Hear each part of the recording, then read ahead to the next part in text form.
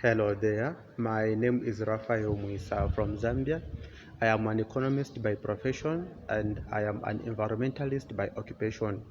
I am currently serving as the projects coordinator for an organization called Scientific Initiatives for Health and Developed Zambia, which is a community-based organization that attempts to solve complex community problems by using scientific initiatives, one of them being climate change. Now, climate change is a very big problem, particularly here in Zambia, and we are seeing and we are experiencing the effects of climate change. Among them being irregular rainfall patterns, which has resulted into the country receiving a low rainfall, which is insufficient for us to continue conducting our agricultural products. As you all know that Zambia is dependent on seasonal rainfall, which comes between November to March the following year.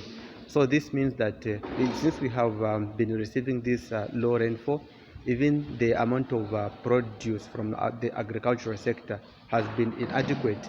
So meaning that this has been threatening the food security of our country.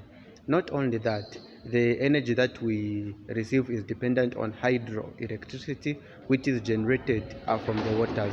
So the continuous low rainfall that we have been receiving has exacerbated the amount of electricity that we have been receiving, as we have been producing as a country. This therefore means that the factories and the companies are inadequate to produce goods on a large scale.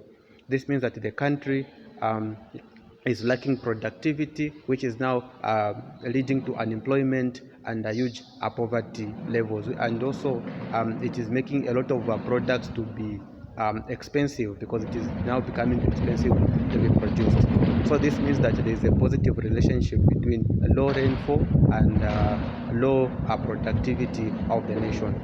Therefore, the types of projects that I can propose is currently we are working on a project called hydroponics, which is the form of farming that is not dependent on the rainfall, and it does not use soil for farming. So it uses technological advancements such as pit meals and a lot of apart from soil. And also, since we know that climate change usually is caused by the emissions of carbon dioxide in the atmosphere, we are coming up with initiatives to switch to stop using the vehicles that emit a lot of carbon dioxide to more energy efficient vehicles such as electric vehicles. So basically, once I participate in this program, I'm going to advocate that maybe I can be able to apply for funding, which would enable me to transfer this knowledge of hydroponics to a lot of farmers, particularly in the rural areas, who have been greatly affected by drought as a result of the low rainfall. I submit.